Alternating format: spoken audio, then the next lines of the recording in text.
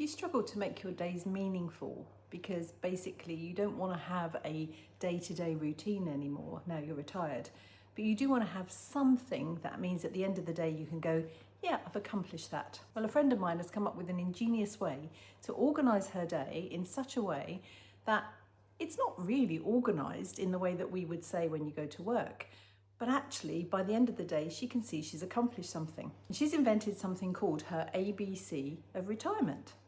When my friend was planning for retirement, what she did was she thought about all the things that she's wanted to do, the things that she's not had time for while she was at work. And she's put them in alphabetically into a little book. So A is for being active, getting out and doing some exercise. B is for books because she loves reading. C is coffee and companionship, meeting up with a friend for a coffee. D is for a day out. So actually thinking about doing a whole day rather than just doing a small section of a day. E was for exercise or occasionally for eating. She thought both of them were important. F is for friends and family, and that's where she makes connections, maybe across the internet or sending postcards or just contacting them by the phone.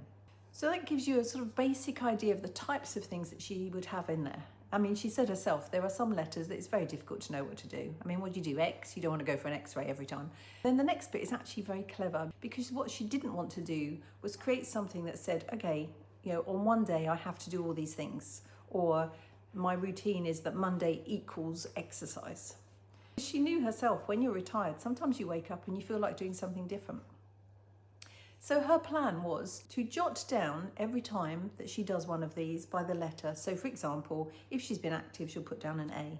If she's planned a day out, it'll have a D. And then by the end of the week, she hopes to have done at least 4 or 5 of the things so that she feels she's accomplished something. But it doesn't feel too onerous and it doesn't feel like you're having to plan every minute of the day.